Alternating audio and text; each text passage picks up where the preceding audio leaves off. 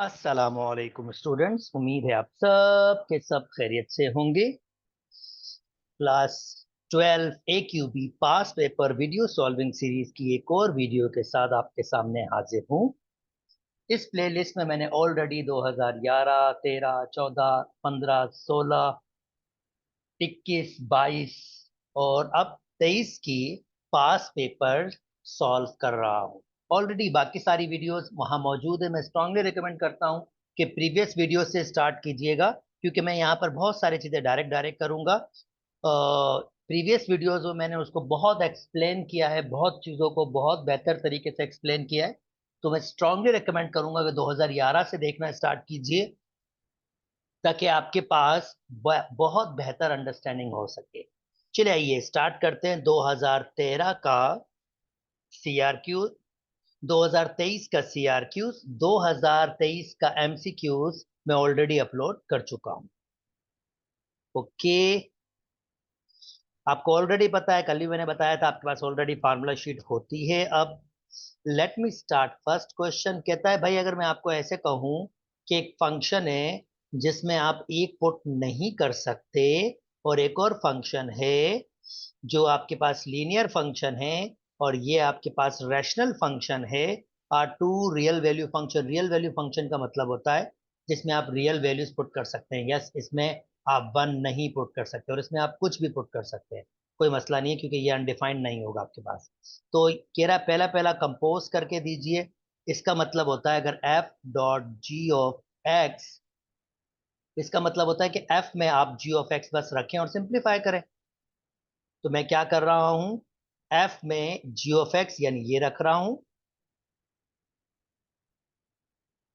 तो जहां जहां एक्स, जहां जहां एफ ऑफ एक्स में एक्स होगा, जैसे ये, वहां मुझे क्या लिखना होगा, x plus one.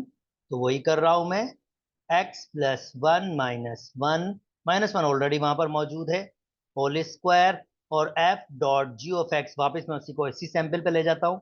F dot G of x, आप सोच रहे होंगे एक्स क्यों नहीं लगाया, एक्स लगा सकते हैं, कोई इशू नहीं है। इन्होंने नहीं भी दिया तब भी कोई मसला नहीं है, पर आप लगा लें तो ज़्यादा अच्छा होता है। ये आपके पास खाली एक्स होल स्क्वायर हो जाएगा। अब क्या फायदा होता है एक्स लगाने से, अब देखें, आपको पता है कि अब एक्स की वैल्यू -1 है। यहाँ पर दी भी नहीं थी, इनको लगानी चाहिए थी कि भाई, आप देखें, आप इसने नोटेशन में -1 रखा है ना, तो अगर यहाँ पर एक्स होता तो आपको आइडिया होता कि आपने क्या पुट करना है। चलें खैर, अब सेकंड वाले में आपने क्या करना है, ये फर्स्ट वाला कंप्लीट हो गया। सेकंड वाले में क्या करना है आपने, सेकंड वाले में आपने -1 पुट करना है। और अगर आप -1 पुट भी करेंगे तो कुछ होना तो नहीं है, ये 1 हो जाएगा सिंपली। तीसरा, अब इसका जी इनवर्स निकालना है। इनवर्स कैसे निकालते हैं, वेरी सिंपल। अगर आपके पास जी ऑफ एक्स दिया हुआ है एक्स प्लस वन, तो आप इसको वाई दे दें। G of x, f of x, कोई भी है आपके पास, वो जो सिंपल वाई की वैल्यू होती है, वो ग्राफिकल व्यू में ये एक्स और वाई होते हैं आपके पास। और खाली एक्स की वैल्यू निकाल लीजिए, एक्स की वैल्यू निकाल लीजिए। और इस एक्स की जगह लिखिए एफ जी इनवर्स, क्योंकि जी था, तो जी इनवर्स ऑफ एक्स लिख दीजिए। और वाई को शिफ्ट करके सिर्फ वेरिएबल चेंज करके आप ये लिख दीजिए, तो ये इनवर्स की फॉर्म है। ये कोई भी मैंने चीजों को खत्म नहीं किया, मैंने कहा है कि ये मैंने इनवर्स निकाल लिया है, और ये इनवर्स क्योंकि एक्स की शक्ल में, तो मैंने वाई को एक्स में लिख दिया बस। आप ऐसे लिख सकते हैं। ओके जी, ये आपका कंप्लीट हो गया 3 मार्क्स का। नेक्स्ट आगे मूव कर जाते हैं। कहता है फाइंड द डेरिवेटिव। ओके, कोई और तो चीज तो नहीं है, नहीं, 3 ही।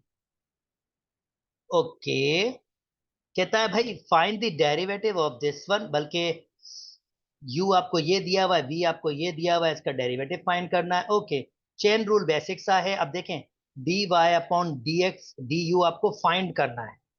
अब d y upon d u आपको फाइंड करना है। अब वाई किस में दिया हुआ है, एक्स में, तो ऑब्वियसली वाई का डेरिवेटिव आप ले ही सकते हैं एक्स में। और यू किस में दिया हुआ है, एक्स में, तो यू का डेरिवेटिव भी आप सिर्फ एक्स में ले सकते हैं। पर आपको चाहिए क्या, d y upon d u, तो very simple, d y upon d x. ठीक है, अब आपको डी यू चाहिए तो इसके नीचे लिख दीजिए D you upon d x. D x cancel हो जाएगा, और इन दोनों की वैल्यूज खाली पुट करेंगे। इसको ऐसे भी लिख सकते हैं अगर आप चाहें, d y upon d x, ये रिवर्स में हो जाएगा आपके पास, d x upon d u. तो ये वाला फार्मूला भी यूज कर सकते हैं, ये वाला भी। ये वाला क्यों यूज किया है? क्योंकि इसकी वैल्यू मैं निकालूंगा, यहाँ पुट कर सकता हूँ, इसकी वैल्यू मैं निकालूंगा तो यहाँ पुट कर सकता हूँ, बहुत सिंपल। ठीक है, तो सबसे पहले मैं क्या करूंगा, y का विद रिस्पेक्ट टू x करूंगा, dy अपॉन dx। तो डेरिवेटिव क्या है, 2x का आपके पास 4x हो जाएगा, और कांस्टेंट का डेरिवेटिव 1 होता है। और अब du अपॉन dx, पहले जरा इसको सिंपल कर लेते हैं भाई, इसको मैंने अलग किया और इसको भी मैं ऐसे लिख सकता हूँ। फिर ये x को ऊपर ले गया तो ये -1 हो गया, ये -2। तो अब इसका जरा डेरिवेटिव लेना जरा सिंपल हो जाएगा। तो क्या, du अपॉन dx करूंगा तो -1 पहले आएगा, -1 में -1 करूंगा, और नंबर का डेरिवेटिव 0 होता है। तो फाइनली आपके पास क्या आएगा, du अपॉन dx -1, -1 -1 -2, नीचे आके x स्क्वायर हो जाएगा। अब वैल्यूज पुट करते हैं, इसकी वैल्यूज निकाली मैंने 4x, और इसकी वैल्यू मैंने निकाली -1 अपॉन एक्स स्क्वायर। और मैं क्या निकाल रहा हूं, du upon du upon du, ये रिवर्स हो जाएगा, 4x मल्टीप्लाई बाय माइनस का एक्स स्क्वायर, और फाइनली हो जाएगा 4x³ माइनस। उम्मीद करता हूं दोस्तों आपको बात समझ आ गई होगी। ये हमारा आंसर है। ओके, 3 मार्क्स का रखा था, इतना मुश्किल नहीं था। नेक्स्ट आपके पास इसका डेरिवेटिव निकालना, this is really a basic one. y is equal to sine 2x। पहले तो हमें समझना होगा कि अगर आपके पास फंक्शन इस शक्ल का हो, कोई भी अंदर फंक्शन हो, तो उसका डेरिवेटिव कैसे लेते हैं। साइन का डेरिवेटिव कॉस होता है, एफ ऑफ एक्स। फिर ये जो भी एफ ऑफ एक्स होता है उसका भी डेरिवेटिव लेना पड़ता है मल्टीप्लीकेशन में।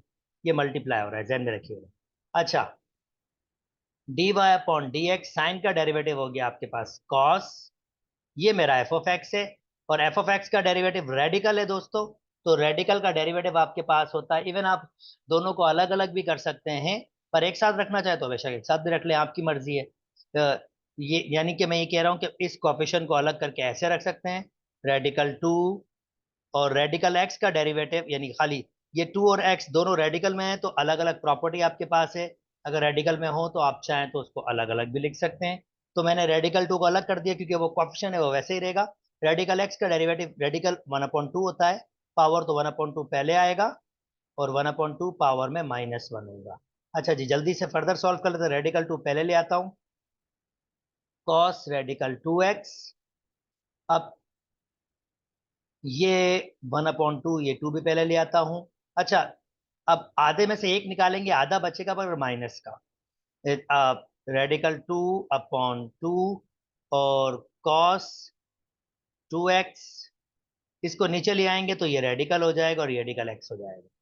अच्छा जी, ये आपके 2 मार्क्स है, मैंने थोड़ा तफसील से बात की, आप चाहें तो डायरेक्ट भी कर सकते हैं चीजों को। ओके, अब इस भाई साहब का मतलब क्या है, इस भाई साहब का मतलब जल्दी से बता देते हैं मैथमेटिकली। आपके पास कोई कर्व है, this is simply a curve, and this is actually a parabola.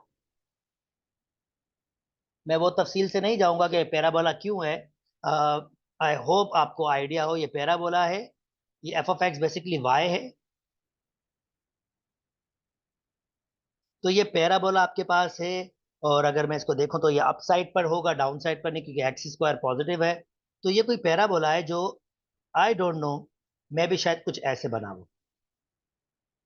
This is your parabola. अब इसमें हमने करना क्या है, इसमें हमने ये करना है कि 1, -1, 1, -1 पे, फॉर एग्जाम्पल ये हमने टेंजेंट बनाना है, ये पॉइंट है 1, -1 इसका। इसमें हमने टेंजेंट लाइन की इक्वेशन फाइंड करनी है, इसकी इक्वेशन फाइंड करनी है, इस लाइन की। और कोई भी स्ट्रेट लाइन है उसकी इक्वेशन फाइंड करने के लिए हम फार्मूला यूज करते हैं, y-y1 is equal to m x-x1। So ये हमारा फार्मूला होता है कि y-y1 is equal to m x-x1 हमारा किसी भी लाइन का फार्मूला होता है। अब ये टेंजेंट लाइन के लिए यानी हमें चाहिए होता है स्लॉप, और हमें चाहिए होता है पॉइंट जो ऑलरेडी गिविंग है। तो मुझे x1 y1 तो गिविंग है,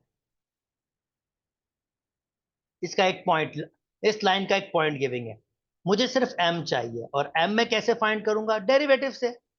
मैं इसका डेरिवेटिव लूंगा, ये हो जाएगा हमारे पास 2x-4। अब डेरिवेटिव की खासियत क्या होती है?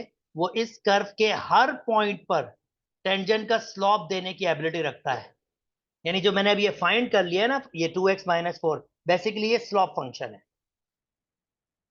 This is your slope function, और इसके पास ये खासियत है कि ये आपको किसी भी पॉइंट पर स्लॉप दे देगा, किसी भी पॉइंट पर उस टेंजेंट लाइन का स्लॉप दे देगा। अब मुझे किस पॉइंट पर स्लॉप चाहिए? इस पॉइंट पर।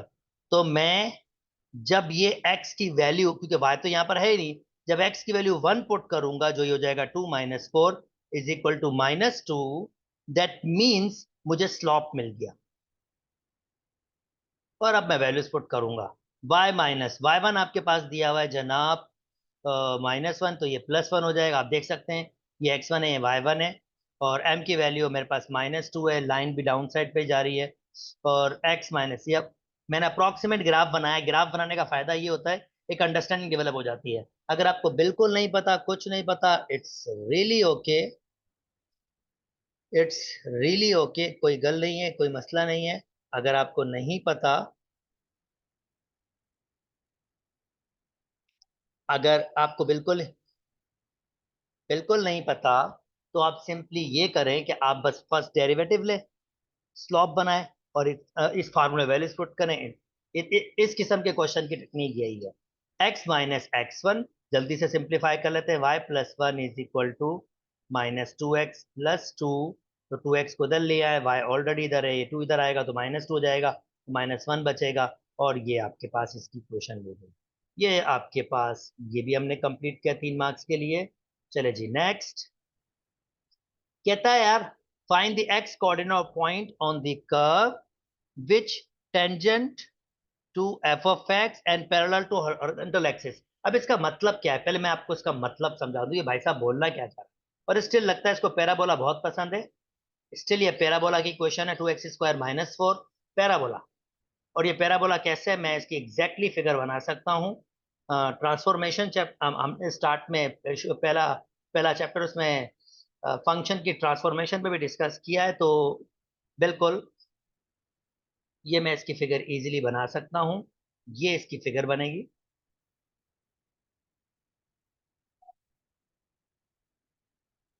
और ये पॉइंट बेसिकली 0 का -4 होगा।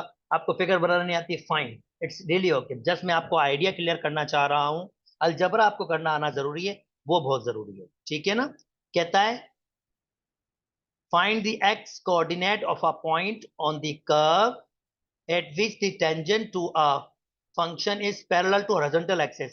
horizontal axis मतलब x axis, यानी आपने वो पॉइंट फाइंड करना है इस कर्व पे जहां आप टेंजेंट बनाएं, तो जो स्लॉप बने वो एक्स एक्सिस के पैरेलल, यानी वो जो लाइन बने, वो जो टेंजेंट लाइन बने, वो एक्स एक्सिस के पैरेलल है। और वो मैंने देखे फाइंड भी कर लिया, जस्ट बेसिक अंडरस्टैंडिंग से, जस्ट बेसिक अंडरस्टैंडिंग से वो ये पॉइंट होगा।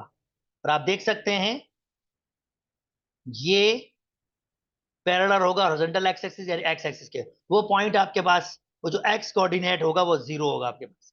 और अब मैं अलजबरा से कैसे करके दिखाऊंगा? चले अलजबरा से करके दिखाते हैं। तो मैं क्या कहूंगा, मुझे ये पॉइंट फाइंड करना है ना, ये वाला point, find the x coordinate, यानी एक्स कोऑर्डिनेट ये 0 फाइंड माफ कीजिएगा, एक्स कोऑर्डिनेट फाइंड करना of the point on the curve, ये curve at which the tangent, ये टेंजेंट लाइन है, इस पैरेलल, पैरेलल मतलब कभी भी नहीं टकराएंगी, पैरेलल टू हॉरिजॉन्टल एक्सिस। तो डेरिवेटिव से ये पॉइंट कैसे फाइंड कर सकते हैं, ये देखिए। फर्स्ट ऑफ ऑल मैं इसका डेरिवेटिव लूंगा, ये हो जाएगा मेरे पास 4x। अच्छा दोस्तों, हम जानते हैं अगर आपके पास एक्स एक्सिस का या line parallel to x axis हो, उसका स्लॉप 0 होता है। तो ये जो स्लॉप, मैं वो पॉइंट ढूंढना चाह रहा हूं जहां पर स्लॉप की वैल्यू कितनी होगी? 0 होगी। तो आप यहां क्लियरली देख सकते हैं एक्स की वैल्यू क्या आ रही है? 0। तो यहां से मैंने वो पॉइंट फाइंड कर लिया मैंने, डायरेक्ट भी फाइंड कर लिया था, जस्ट मेरे पास बेसिक अंडरस्टैंडिंग थी कि मुझे इसको प्लॉट कैसे करना है। प्लॉट से भी मुझे आइडिया आ गया था कि वो क्या कहना चाह रहा है। चलिए जी नेक्स्ट मूव कर जाते हैं, इंटीग्रेशन के चैप्टर में आ गए हैं। इंटीग्रेशन निकालनी है किसकी, sec square x d x. जैसे सिंपल सेक स्क्वायर एक्स की तो नहीं होती, पर सेक स्क्वायर एक्स बराबर टेन स्क्वायर एक्स की तो नहीं होती। टेन स्क्वायर एक्स की बनानी है, टेन स्क्वायर एक्स की तो नहीं होती, पर टेन स्क्वायर एक्स बराबर होता है sec square x minus one. पीछे फार्मूला शीट में देख लीजिएगा, इसकी इंटीग्रेशन होती है टेन सेक स्क्वायर की टेन एक्स होती है, और इसकी simply x plus c. 2 marks दे रहा है आपको। Okay, integration of a function कह रहा है यार, देखो मैं तुम्हें एक स्लॉप फंक्शन दे रहा हूँ डेरिवेटिव वाला, जिसका डेरिवेटिव लिया हुआ है।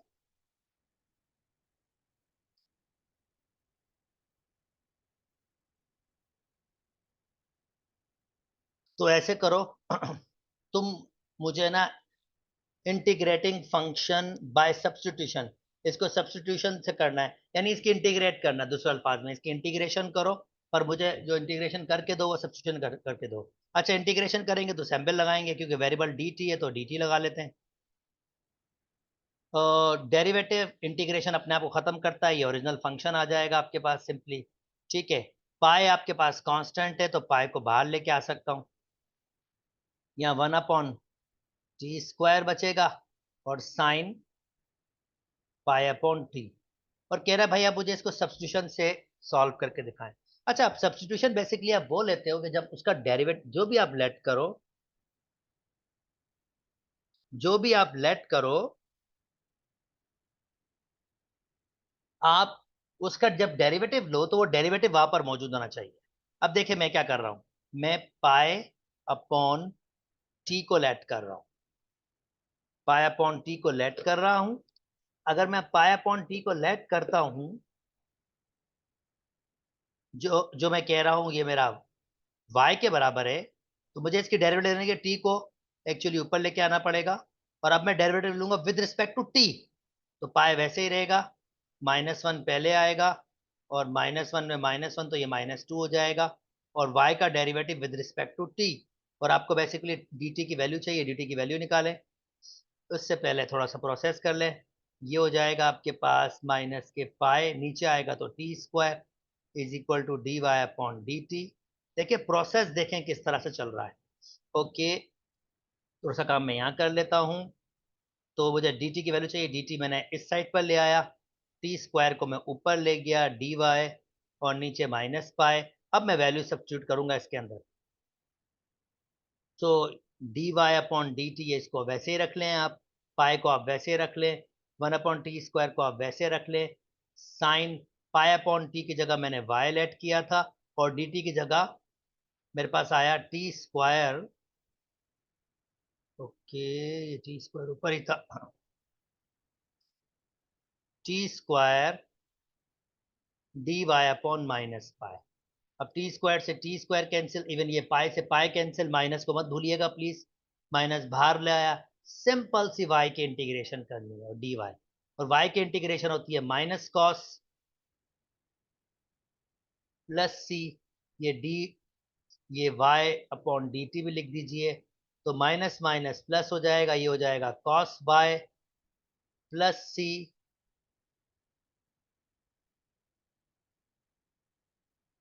Cos y plus c. और प्लीज, ये जो बच्चे गलतियां करते हैं, वाई की वैल्यू वापस नहीं लिखते, भाई वाई आपने लेट किया था पाई अपॉन टी, तो वो पाई अपॉन टी याद रखिएगा। ओके,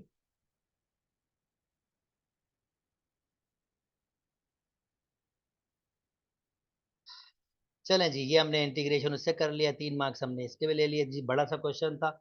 ये हम आप कह सकते हैं कि मैंने तफसील से करवाया था तभी थोड़ा सा बड़ा लग रहा है। ओके जनाब, इसको कर लेते हैं अब, 1+x² ln 1+x।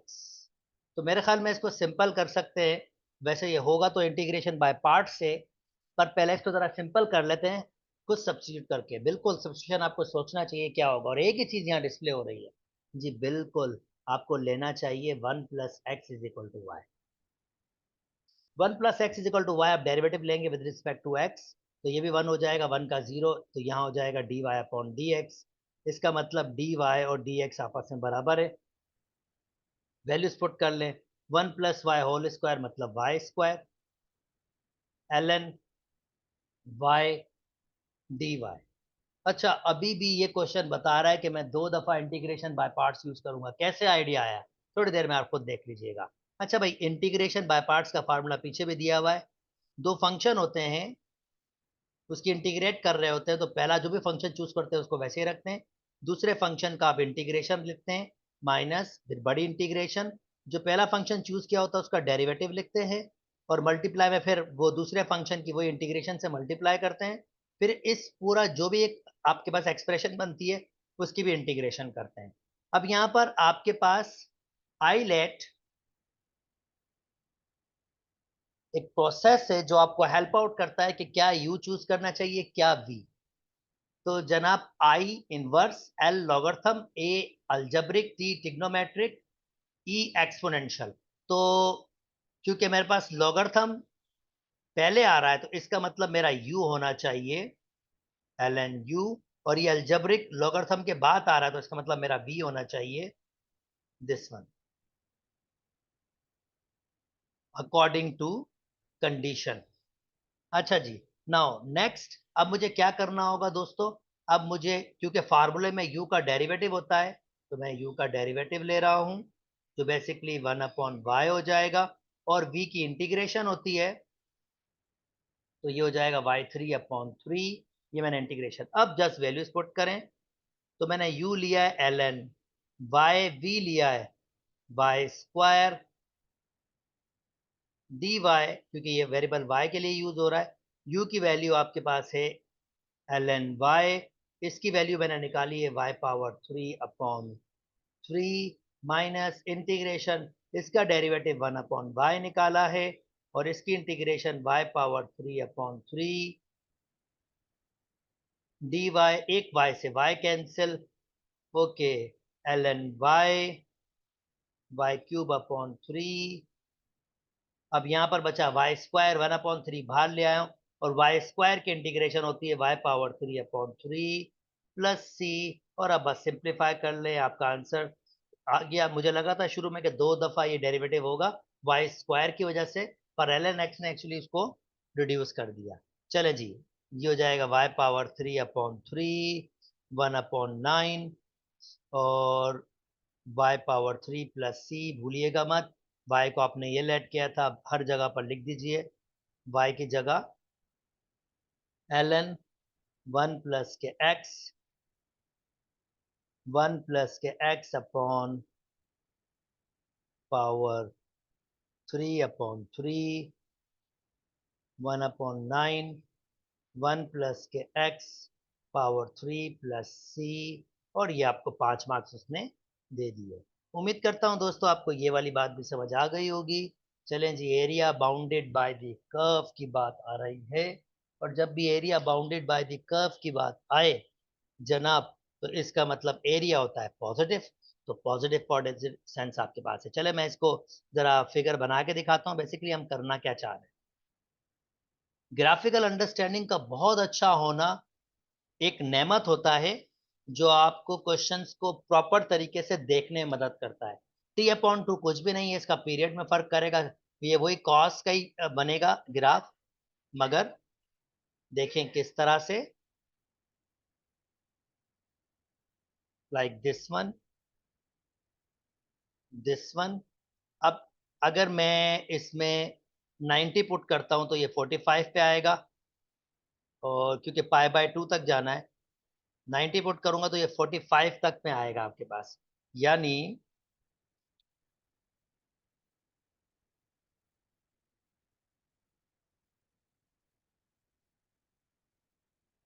ओहो, इस साइड पे भी होगा ये। तो जो मुझे एरिया देखना है π/2, जैसे कि 0 डिग्री, और अगर 90 डिग्री पुट करूंगा तो 90 cos 0 के बराबर होता है। 90/2 ये 45 हो जाएगा, ये 180 पे 0 बनेगा। तो ये बेसिकली कि यहाँ तक ही बस आपके पास ये ढूंढना है।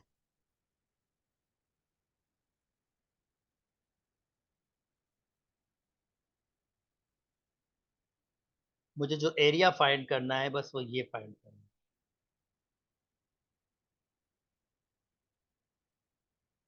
This one.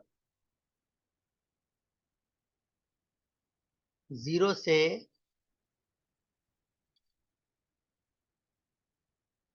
0 से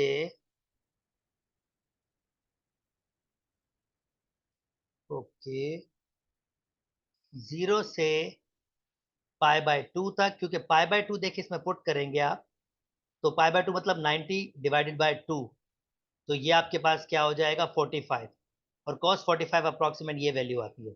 अब 180 पे ये जीरो देगा, यहाँ पर ये 180 होगा।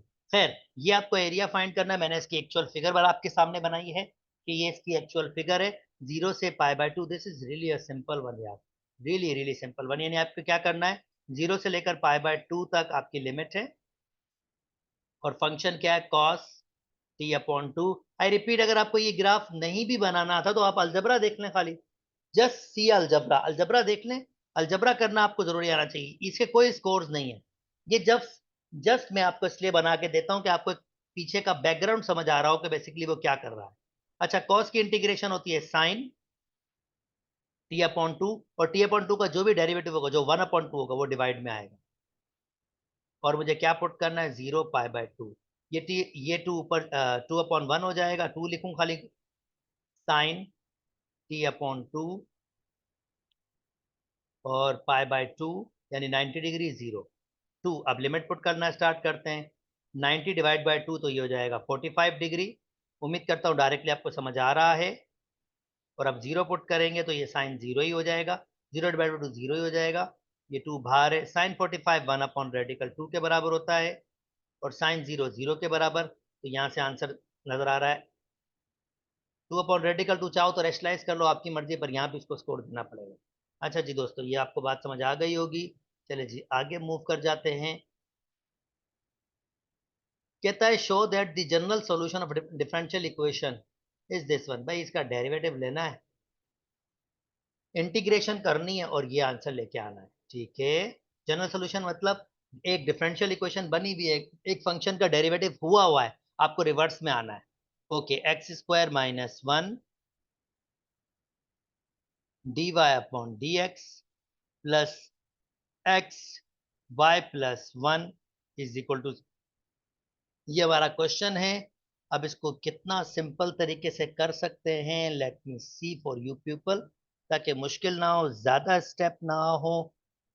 मुझे, अगर मैं यहां पर इंटीग्रेशन लूंगा तो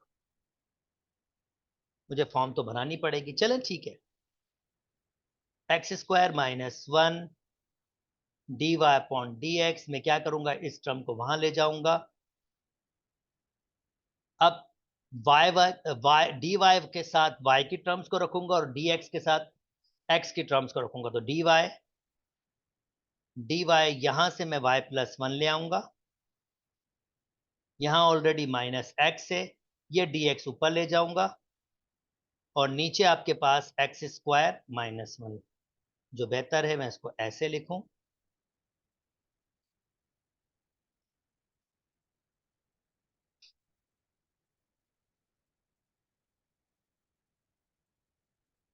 ओके। ये तो सीधा सीधा ln, अब इंटीग्रेशन दोनों साइड पर लगा दूंगा, तो ये तो सीधा सीधा आपके पास ln की इंटीग्रेशन हो गई। और देखिए नीचे फंक्शन, ऊपर डेरिवेटिव मौजूद है। अगर मैं 2 रखूं, मैंने एमसीक्यूज वाली वीडियोस में भी आपको हेल्प आउट किया था, अगर हाईएस्ट पावर 1 हो, अ, अगर ऊपर डेरिवेटिव मौजूद हो, नीचे फंक्शन, ऊपर उसका डेरिवेटिव मौजूद है, x² का डेरिवेटिव 2x होता है, माइनस नहीं, पर ये माइनस बाहर आ सकता है, कोई इशू नहीं। और 2 दिया है मैंने, तो 1/2 मुझे एक्स्ट्रा देना पड़ेगा। तो नीचे फंक्शन, ऊपर डेरिवेटिव, हाईएस्ट पावर 1, तो -1/2 होगा, nn लगेगा, और जो ये फंक्शन होगा खाली वो लिखा जाएगा। और जनाब इसको इधर ले आए, ln y+1, कोई ज़्यादा मेहनत नहीं करवाई इसने, 1/2 ln x² - 1 is equal to c, और ये मैंने प्रूफ कर दिया। ओके दोस्तों, उम्मीद करता हूँ ये वाली बात भी समझ आ गई होगी। चलें जी, कोऑर्डिनेट ज्योमेट्री की दुनिया में वेलकम। थोड़ा सा बड़ा कर देते हैं और इसी में सॉल्व कर लेते हैं। जनाब क्या कह रहा है, कहता है in a giving line passing through 2 point this one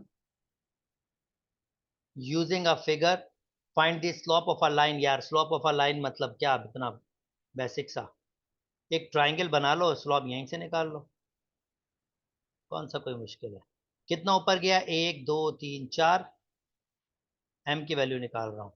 और कितना गया, 1 2 3, क्योंकि लाइन नीचे से ऊपर जा रही है और लेफ्ट टू राइट जा रही है, तो इसका मतलब इसका स्लोप पॉजिटिव होगा। तो ये एम की वैल्यू आ गई। 2 मार्क्स आप यहीं से ले सकते हैं, चाहे तो आप फार्मूला यूज कर लें, y2 - y1 upon x2 - x1, it's really up to you. ये आपका x1, ये आपका y1, ये आपका x2, ये आपका y2। चलें जी, पहला कर लिया। Show that the equation of a line is, अब इसकी इक्वेशन फाइंड करनी, this is really also a piece of cake. भाई स्लोप निकाला था ना, अब ये हमारा y इंटरसेप्ट है, और y इंटरसेप्ट क्या होता है, y is equal to m x plus c, ये y इंटरसेप्ट की इक्वेशन होती है। m की वैल्यू मैंने निकाल ली इस लाइन की, ये 4/3, x c की वैल्यू आपके पास 4 है। सिंप्लीफाई कर ले इसको, 3y इज इक्वल, बल्कि सॉरी पहले एलसीएम लेना होगा। 3 4x ये हो जाएगा 12, फिर ये हो जाएगा 3y, क्रॉस मल्टीप्लाई किया, 4x + 12, फिर 4x, 3y इधर आएगा माइनस का हो जाएगा, +12 इज इक्वल टू 0, और ये हमारा आंसर हो जाएगा। और यही देखें हमने प्रूफ करना था, 4x - 3y + 12 is equal to 0। उम्मीद करता हूँ दोस्तों आपको ये बात समझ आ गई होगी, इजी पीजी। चले जी नेक्स्ट मूव कर जाते हैं। कहता है यार using the graph draw the line. ठीक है जी, ड्रॉ कर लेते हैं लाइन 1 सेकंड के अंदर। Using the graph draw the line, पर देखें पहले ये कौन सी लाइन ड्रॉ हुई है। अच्छा अब ये देखो, ये लाइन क्या है, 2x - y is equal to 0, इसका मतलब y is equal to 2x है। तो अगर आपको लाइन ड्रॉ करना है तो कम से कम 2 पॉइंट्स चाहिए होते हैं। फॉर एग्जाम्पल अगर 0 पुट करूंगा तो आंसर 0 ही आ रहा है, अगर मैं इसमें 1 पुट करूंगा तो आंसर कितना आ रहा है, 2 आ रहा है। ये 2 पॉइंट्स रखें और प्लॉट कर दें, अल्लाह तो खैर सल्ला। पहला पॉइंट है 0,0, और दूसरा पॉइंट है 1,2, 1,2 ये रहा। तो जनाब लाइन ड्रॉ कर दें।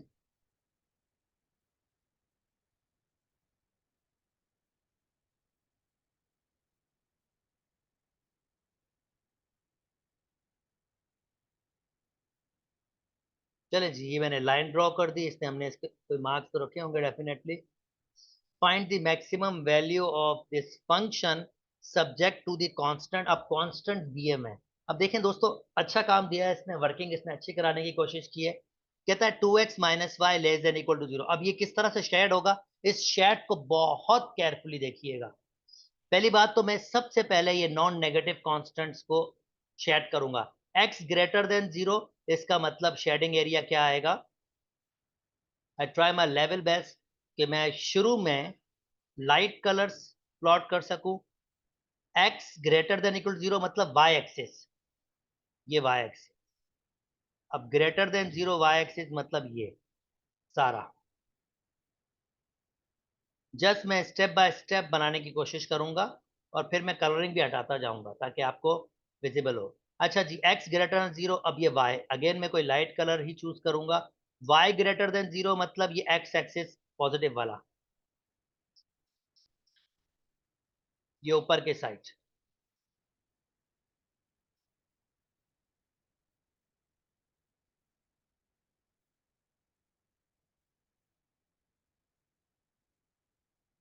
ओके, अब दोनों का शेड आप क्लियरली देख सकते हैं कि फर्स्ट क्वाड्रेंट है, तो इसका मतलब पहला क्वाड्रेंट।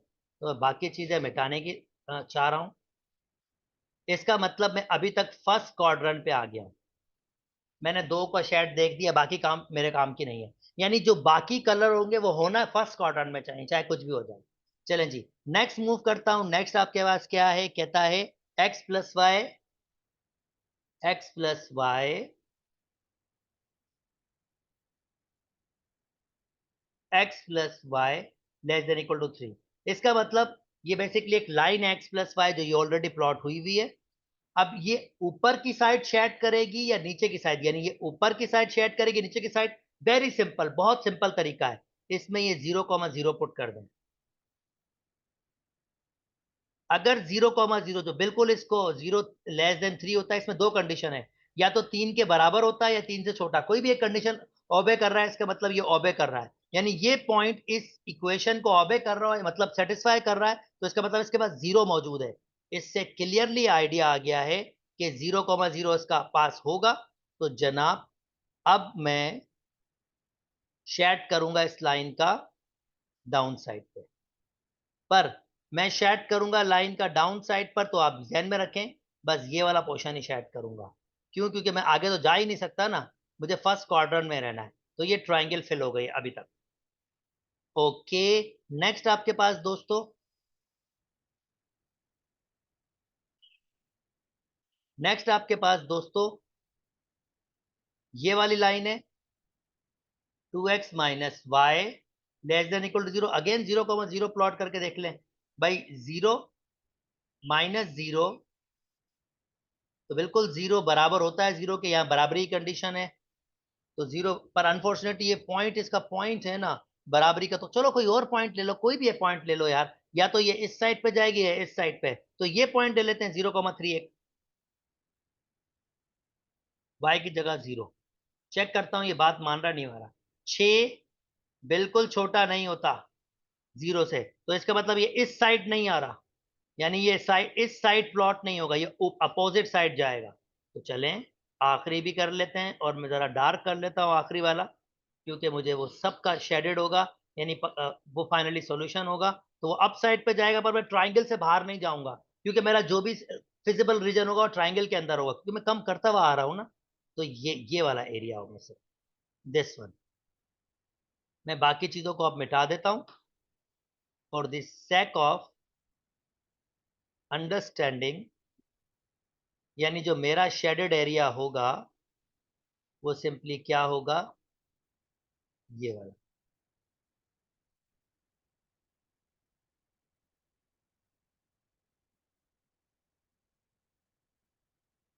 ये मेरा शेडेड एरिया होगा, यानी ये मेरा फिजिबल रीजन होगा। आई होप, मैं अगर इसको देखते हैं आखिरी बात वो क्या बोलना चाह रहा है, मैं इससे मिटा के, चलें हम इससे भी दे सकते हैं। ये शेडेड एरिया। ओके, नेक्स्ट हमसे कुछ और कह रहा था। जी नहीं, यही कह रहा था, तो ये मैंने फाइनली शेड एरिया कर दिया। उम्मीद करता हूँ दोस्तों आपको ये वाली बात भी समझ आ गई होगी। ओके, सर्किल की दुनिया में आ जाते हैं, कलर चेंज कर लेते हैं। Okay, the equation of a circle is giving by this.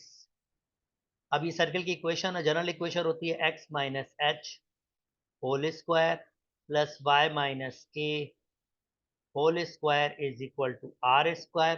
तो जल्दी से इसको पहले उस शक्ल में लिख लेते हैं। तीन तीन एक्स्ट्रा दिए हुए, मुझे क्या दिया हुआ है, 3x - 3 whole square 3y² is equal to 27। पहले तो 3 से डिवाइड कर लेते हैं। रीज़न सिंपल क्या है कि मैं चाह रहा हूँ कि ये इस शक्ल में आ जाए। ये कैंसिल हुआ, ये कैंसिल हुआ, तो x - 3 होल स्क्वायर, और ये y को लिख सकता हूँ y - 0 होल स्क्वायर, और ये सिंपली हो जाएगा 9। तो जनाब यहाँ से देख सकता हूँ h और k की वैल्यू, यानी सेंटर्स की वैल्यू, h और k आपके पास क्या दिया हुआ है 3,0, और आर स्क्वायर, तो r की वैल्यू मेरे पास है यहाँ पर 3। तो जनाब मुझे इसका रेडियस फाइंड करना था, r इज इक्वल टू 3 हो गया स्ट्रेट फॉरवर्ड। अब मुझे इसको प्लॉट करना है, कर लेते हैं भाई। इसका सेंटर आपके पास 3,0 पर, और रेडियस आपके पास क्या है, रेडियस आपके पास है इसका 3। तो जनाब 3,0 ये रहा, 1 2 3, ये सेंटर है, और रेडियस 1 2 3, तो डेफिनेट नीचे भी इतना ही होगा, 1 2 3। तो मैं ये पॉइंट 1 2, इस पॉइंट 3, 1 2 3, ये। अब एक सर्किल बनाना है मुझे, और इसके अंदर फिट करना है।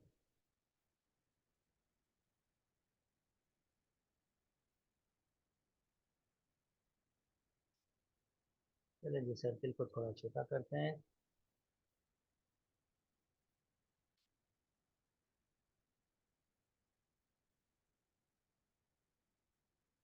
मैं एक रफ स्केच बना रहा हूँ, पर कोशिश कर रहा हूँ कि अच्छा बनाऊं। ठीक है जी, ये मेरा इक्वेशन बन गई है सर्किल की, जिसका सेंटर 3,0 है और रेडियस 3 है। तो जनाब इसने भी इसका 1 मार्क्स दिया है। Right the equation of a tangent to a circle 8। इसी पे बना लिया है, तो चले इक्वेशन ऑफ अ टेंजेंट 3,3 पे। तो जनाब ये 3 है, 3,3 ये होगा। अब आप, आई होप ये डायरेक्टली इक्वेशन देख रहे हो, इक्वेशन ऑफ अ टेंजेंट ये होगी और इसकी इक्वेशन होगी y is equal to 3।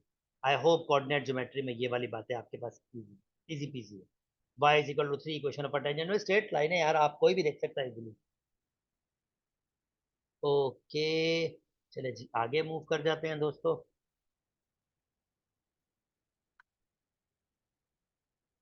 Okay चलें, इसकी भी फिगर बनाएंगे और आपको बताएंगे बेसिकली ये क्या कहना चाह रहा है। सबसे पहले इसकी फिगर बना लेते हैं। पहले मैं इसको कंपेयर कर देता हूँ स्टैंडर्ड वाले से। Y square is equal to 8x standard वाला होता है, y square is equal to 4ax। तो जनाब 4a बराबर है 8 के, तो a की वैल्यू आ गई 2। और क्योंकि वाई स्क्वायर है तो ये c बनेगा लेफ्ट साइड पर, यानी c लेफ्ट साइड पर। अब मेरी प्रीवियस वीडियोस मौजूद हैं, जिसको मुश्किल है वो देख सकते हैं।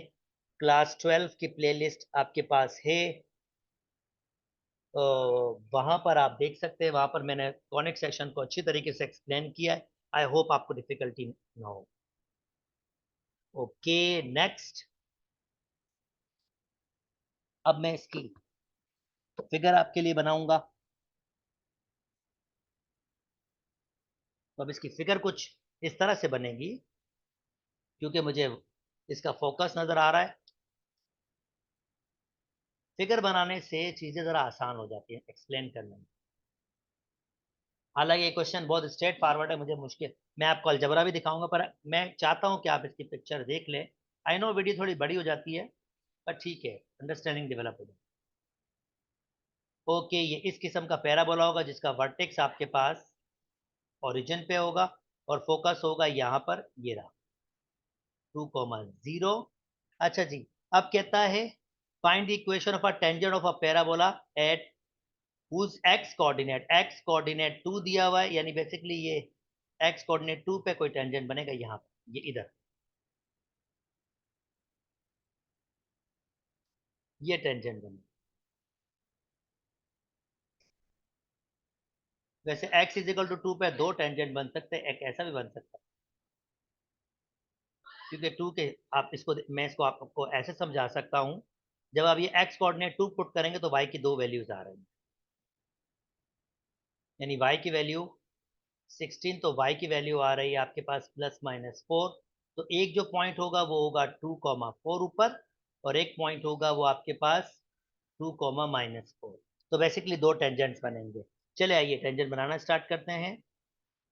अब टेंजेंट, अब अलजबरा कैसे करते हैं ये तो अगर आपको नहीं भी पता हो चले ठीक है, इट्स ओके, पर ये पॉइंट्स तो आपको चाहिए ही होंगे वहां पर, क्योंकि आपको इक्वेशन ऑफ टेंजेंट चाहिए। तो ये अलजबरा तो आपको करना होगा। पहला स्टेप, आप यहाँ से स्टार्ट करते हैं, वैल्यूज पुट करें। अब इसका डेरिवेटिव लें, इसका डेरिवेटिव होगा 2y पहले आ जाएगा, और ये dy upon dx is equal to 8, और dy अपॉन dx की वैल्यू निकाल लें। आप ऐसा क्यों कर रहे हैं? क्योंकि आपको स्लॉप चाहिए, और ये स्लॉप फंक्शन आप बना रहे हैं। ये कैंसिल किया तो ये 4/y हो जाएगा। अब आपको इक्वेशन ऑफ अ टेंजेंट अगर ऊपर वाली बनानी है तो पॉइंट क्या दिया हुआ है 2,4, तो आपको y की जगह 4 पुट करना पड़ेगा। तो ये आपका m1 कह रहा हूं मैं, 4/y की जगह 4, आंसर आपका आ गया 1। Let me change a colour.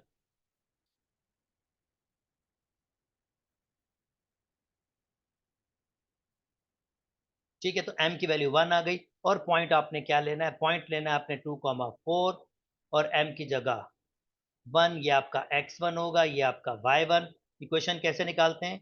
y minus y1 is equal to m x minus x1, y minus y1 m की value 1, x minus x1 x की वैल्यू 2। तो सिंप्लीफाई जल्दी से कर लेते हैं, ये हो जाएगा x माइनस 2 और x माइनस y, ये 4 उधर आएगा प्लस का हो जाएगा, तो +2 इज इक्वल टू 0। अब ये मैंने कौन सी टेंजेंट बना दी है? ऊपर वाली। अब मुझे नीचे वाली भी बनानी पड़ेगी।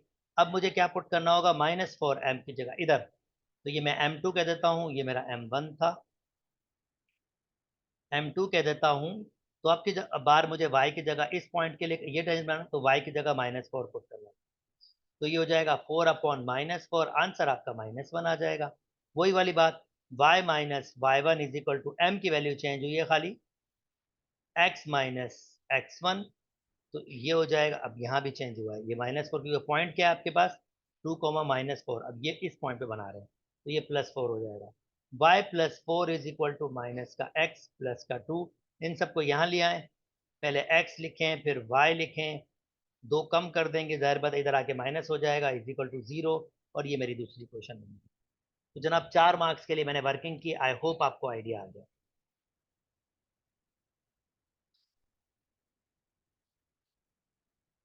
ओके, नेक्स्ट आपके पास दोस्तों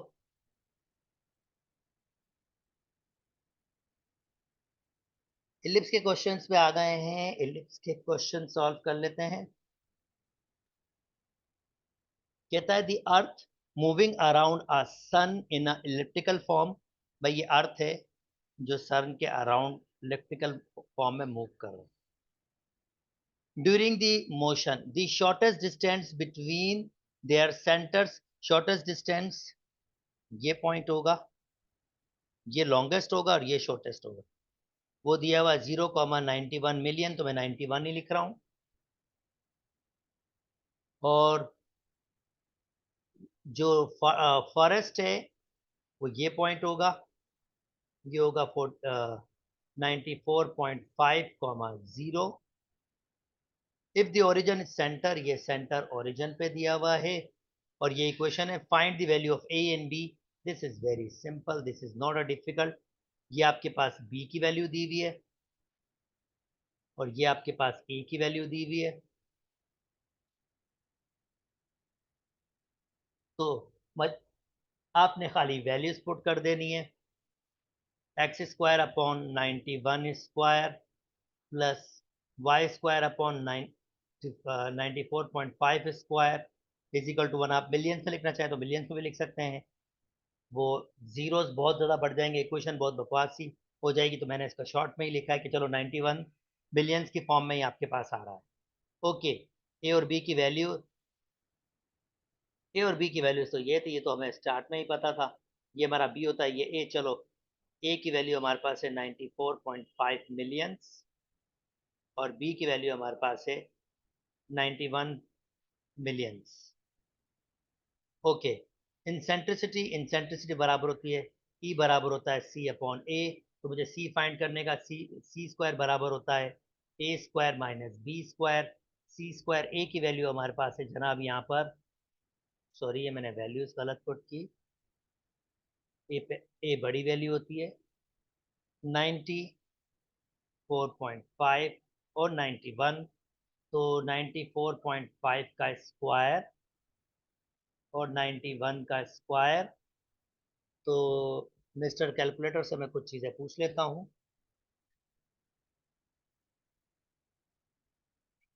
94.5 का स्क्वायर, 91 का स्क्वायर, और फिर मैं रेडिकल भी ले लेता हूँ आंसर का।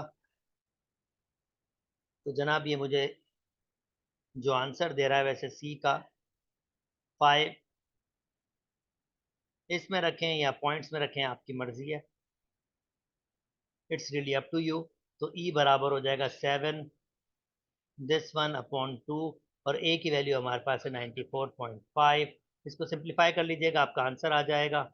ओके, नेक्स्ट आपके पास कह रहा है distance between their directress of, अब डायरेक्ट्रेस का जो डिस्टेंस होता है वो, डायरेक्ट्रेस बेसिकली होती है इस कंडीशन में ए अपॉन ई प्लस माइनस, और उनके दरमियान जो डिस्टेंस होता है, डिस्टेंस वो होता है 2a/e, ये डिस्टेंस होता है।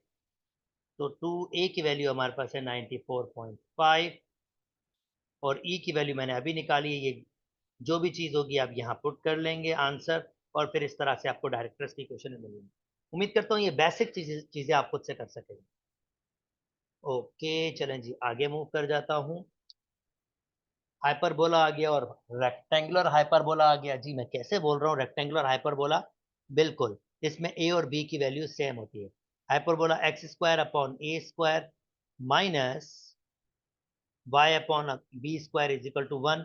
अगर ए और बी की वैल्यू सेम है, जैसे देखें अगर मैं इसको 9 से डिवाइड करूंगा तो इसके नीचे भी 9 आ जाएगा, इसके नीचे भी 9 आ जाएगा, तो इसका मतलब ए और बी की वैल्यू सेम है, तो इसी वजह से ये आपके पास रेक्टेंगुलर हाइपरबोला है। अब जब भी रेक्टेंगुलर हाइपरबोला हो तो ई की वैल्यू रेडिकल 2 होती है, फिक्स।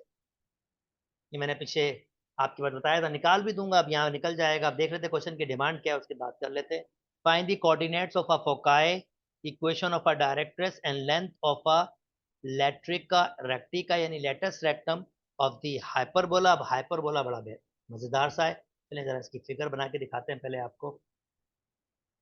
यहाँ पर क्लियरली थोड़ी देर पहले मैंने आपको दिखाया था, ये आ जाएगा x square upon 9 y square upon 9 is equal to 1 हो जाएगा।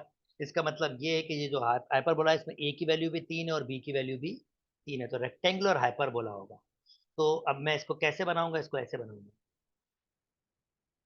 ये होगा -3,0, ए की वैल्यू, वर्टेक्स आपके पास इसमें सेंटर 0 0 है। सबसे पहले वर्टेक्स बनाता हूं, चले ये मैं बाद में रखता हूं।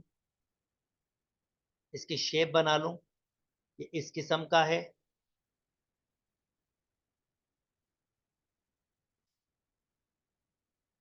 अच्छा जी, वर्टेक्स होते हैं आपके पास a,0 या -a,0, और क्या कहा है, फोकाई आपके पास होती है c,0 -c,0। डायरेक्ट्रेस आपके पास होती हैं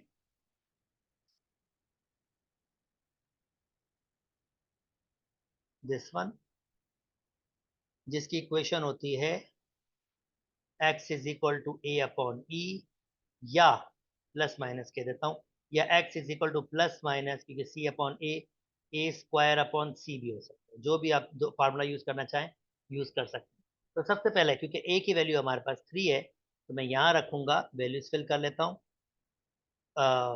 सबसे पहले मैं, अच्छा कोवर्टिसेस है, कोवर्टिसेस आपके पास होते हैं यहाँ पर 0,b, एक्सिस पे होता है 0,-b, तो b की वैल्यू भी 0 है, तो कोवर्टिसेस आपके पास हो जाएंगे 0 +-3, क्योंकि बी स्क्वायर 9 के बराबर हो तो बी फिर आपके पास 0 है। फोकाई फाइंड करना है, उसके लिए मुझे क्या करना होगा, पहले सी स्क्वायर फाइंड करना होगा।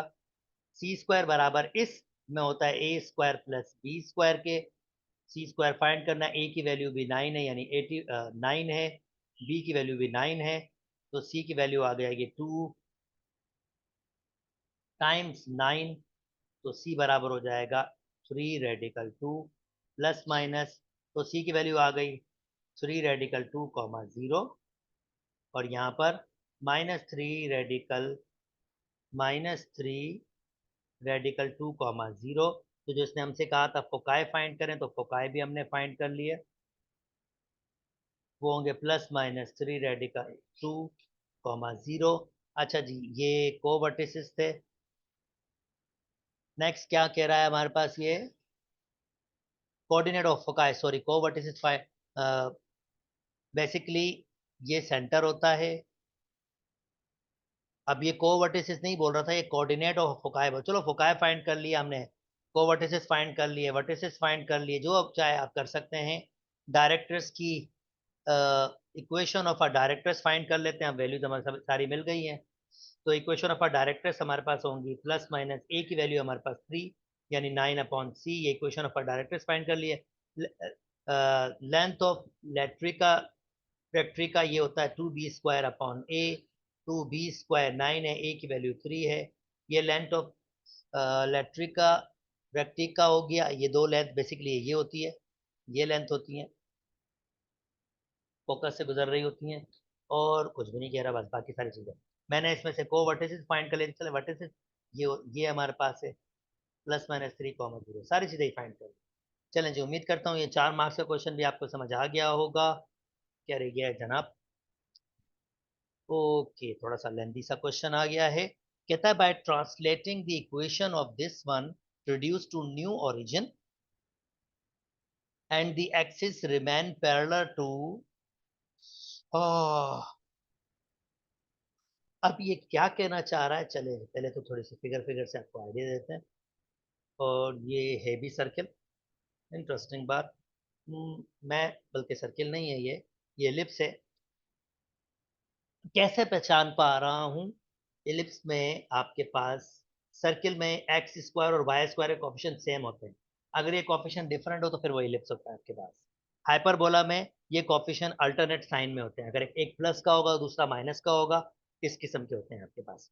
अच्छा जी, खैर, ये इलिप्स आपके पास है और इलिप्स आपको दिया हुआ है इन्होंने। मैं इसको और तफसील से नहीं करवाऊंगा क्योंकि इसको ओपन करना और सारा समझाना थोड़ा लेंदी हो जाएगा। मतलब मैं काम की बात जो ये डिमांड कर रहा है खाली वो डिमांड इसकी पूरी करूंगा।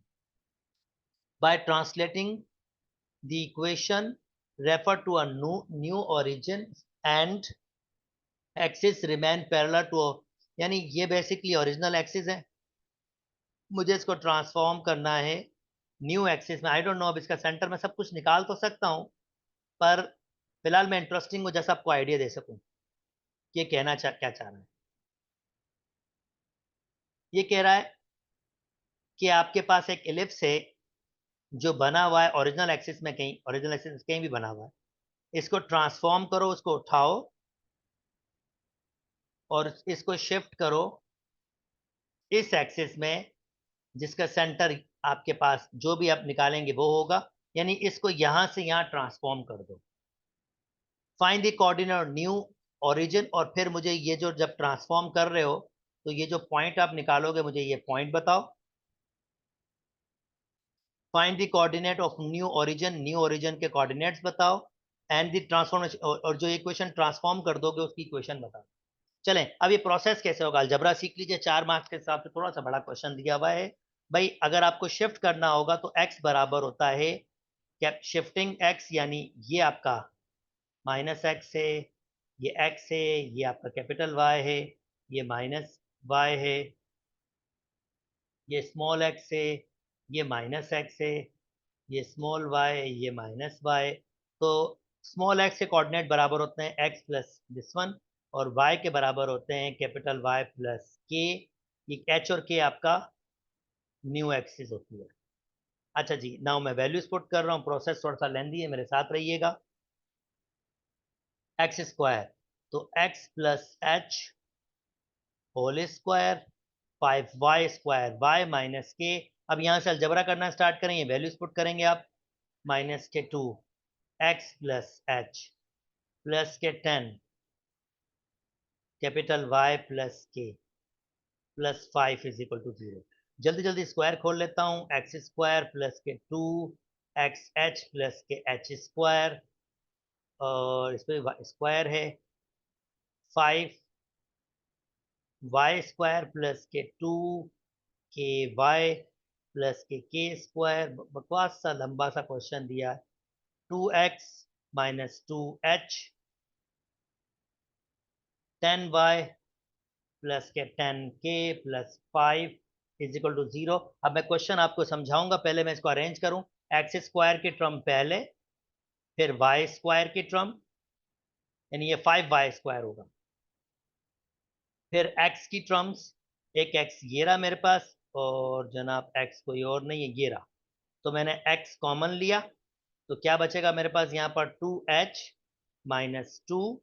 हालांकि 2 भी कॉमन था पर मैं इंटरेस्टेड नहीं हूँ, क्यों नहीं हूँ थोड़ी देर में आपको बताता हूँ। और y के टर्म, तो ये 5 2 से मल्टीप्लाई होगा तो ये 10y होगा। अगर मैं y कॉमन लूंगा तो ये 10 के यहाँ से आएगा, ये 5 मल्टीप्लाई किया, और ये 10 मेरे पास यहाँ पर भी है। और अब मेरे पास एच स्क्वायर है,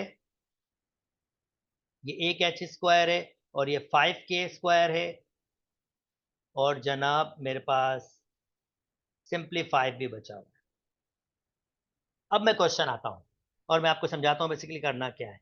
बाय ट्रांसलेटिंग द इक्वेशन, इस इक्वेशन को ट्रांसलेट करना है, रेफर टू न्यू ओरिजिन, इसको शिफ्ट करना है इसके अंदर new origin and axis remain parallel, देख सकते हैं कि ये इसके एक्सिस और इसके एक्सिस स्टिल पैरेलल हैं एक दूसरे के साथ, y y के पैरेलल है, x x पैरेलल है, refer to the new origin and axis remain parallel to the original axis, the first degree term are remove. अब फर्स्ट डिग्री टर्म कौन सी है? ये वाली, यानी फर्स्ट डिग्री टर्म को रिमूव करना है। इसका मतलब कि ये जो 2h माइनस 0 होगा इसको 0 के बराबर करना होगा, और यहां से मैं h की वैल्यू निकालूंगा जो सिंपली 1 के बराबर है। सिमिलरली इसको, ये भी फर्स्ट डिग्री इक्वेशन है, y वाली first degree, 10k plus 10 is equal to 0, और k की वैल्यू 10 उधर जाएगा, माइनस 10 अपॉन 10, और k की वैल्यू आ रही है माइनस, यानी जो मेरा सेंटर शिफ्ट हुआ था वो क्या था? शिफ्ट हुआ था वो हमारे पास था माइनस के, h की वैल्यू 1 और k की वैल्यू -1। अब जहां जहां h और k होगा मुझे वहां पर 1 और -1 पुट करना होगा ऊपर वाली इक्वेशन में, और वो मेरी ट्रांसलेशन इक्वेशन हो जाएगी जो उसने सेकंड डिमांड मुझसे की थी। तो मैंने ओरिजिन फाइंड कर लिया दोस्तों। अब h और k की जगह उसकी वैल्यू पुट कर देता हूँ। ऑब्वियसली h और k की जगह पुट करूंगा ये तो खत्म ही हो जाएंगे, तो ये हो जाएगा एक्स स्क्वायर प्लस के 5 वाई स्क्वायर, h की वैल्यू 1 है, 1 का स्क्वायर 1, k की वैल्यू -1 है तो ये भी 5 हो जाएगा, प्लस 5 इज इक्वल टू 0, और finally h square plus 5 y square plus k 11 is equal to 0। ये आपकी ट्रांसलेशन इक्वेशन हो जाएगी। उम्मीद करता हूं दोस्तों ये वाली बातें भी बिल्कुल समझ आ गई होंगी, इतनी डिफिकल्टी आपको नहीं हुई होगी। बेसिक्स आया इतना मुश्किल नहीं है, अगर देखा जाए तो जस्ट प्रोसेस है और प्रोसेस को फॉलो करना। आई होप मैंने कोई भी मिस्टेक ना की हो, पर मैंने प्रोसेस आपको हेल्प किया है। अगर कोई मिस्टेक की हो तो ज़रूर उसको देख लीजिएगा, पर मैंने पूरा प्रोसेस आपको समझा दिया, ये काम होता है। लास्ट क्वेश्चन आपके पास वेक्टर का दिया है, चलें जी वेक्टर वाइज आपको भी वर्किंग कर लेते हैं। डायरेक्शन कोसाइन आपके पास कॉस अल्फा बराबर होता है एक्स अपॉन आर। मैंने रिसेंटली वेक्टर्स की पूरी वीडियोस शेयर की हैं, मेरे चैनल में जाके आप वो वेक्टर्स की वीडियोस देख सकते हैं, वहाँ पर मैंने सारी की सारी चीज़ें बताई हैं। यहाँ मैं जस्ट फार्मूला यूज़ कर रहा हूँ, कॉस बीटा बराबर होता है y upon r, and cos gamma बराबर होता है जेड अपॉन आर, और आर बराबर होता है radical x square plus y square plus z square. Okay, इस वक्त x की वैल्यू 1 है, y की वैल्यू -3 है, x यानी x की वैल्यू यहाँ पर 1 है, y की वैल्यू -3 है, और z की वैल्यू 1 है, कोई नंबर नहीं तो 1 है। तो जल्दी से r निकाल लेते हैं, 1 का स्क्वायर 1, -9 का 3, 1, तो ये रेडिकल 11 हो जाएगा हमारे पास, और वैल्यूज पुट करें तो डायरेक्ट कोसाइन आ जाएंगे। कॉस अल्फा बराबर हो जाएगा, x की वैल्यू थी 1, 1 अपॉन रेडिकल 11, तो जनाब कॉस बीटा बराबर हो जाएगा -3 अपॉन रेडिकल 11, और कॉस गामा आपके पास बराबर हो जाएगा 1 अपॉन रेडिकल 11। तो जनाब ये मार्क्स हमने ले लिए, एक या दो जितने भी दिए होंगे इसने दे दिए। अब सेकंड क्या कह रहा है? अच्छा, इसमें से कोई भी एक करना है, 3 मार्क्स का दिया था, ठीक है, आसान दिए, ज़्यादा मुश्किल नहीं दिए। Two vectors are defined, this one and having a magnitude this one respectively. Find the projection of v on w on v. तो projection of w on v formula होगा w डॉट v, और divide में v का determinant आएगा, जो भी बाद वाला होगा वो डिवाइड में आएगा। प्रोजेक्शन का फार्मूला आपके पास है, अगेन मैंने वीडियोस शेयर की हैं, आप चाहें तो वेक्टर्स की वीडियोस देख सकते हैं। ओके, अब u डॉट v कैसे निकालेंगे? इन दो वेक्टर के कोफिशिएंट्स को मल्टीप्लाई करेंगे, 2 मल्टीप्लाई होगा 1 से, 2 प्लस 3 मल्टीप्लाई होगा 1 से, 3 प्लस 3 मल्टीप्लाई होगा 2 से, 6। तो W डॉट वी आपके पास 5 और 6 11 आ जाएगा, और V का मैग्नीट्यूड निकालना होगा। V का मैग्नीट्यूड आपके पास होगा 1 1, यानी 1 का स्क्वायर 1 और 1 का स्क्वायर 1 और 2 का 4। ये मैग्नीट्यूड का फार्मूला थोड़ी देर पहले मैंने पिछले क्वेश्चन में सॉल्व भी किया था। तो V का मैग्नीट्यूड आ रहा है रेडिकल 6, खाली वैल्यूज पुट कर लें, अब वैल्यूज आपके पास ये आएगा 11 अपॉन रेडिकल 6 और ये प्रोजेक्शन आपके पास है। ओके जनाब, उम्मीद करता हूँ ये वीडियोस भी आपको समझ आई होगी, मज़ा आया होगा मेरे साथ सॉल्व करने में। अगर मेरी वीडियोस पसंद आ रही तो मेरे चैनल को लाइक कीजिए, सब्सक्राइब कीजिए और दोस्तों के साथ शेयर भी कीजिए। अपना बहुत बहुत बहुत ख्याल रखिएगा। अल्लाह हाफ़िज़।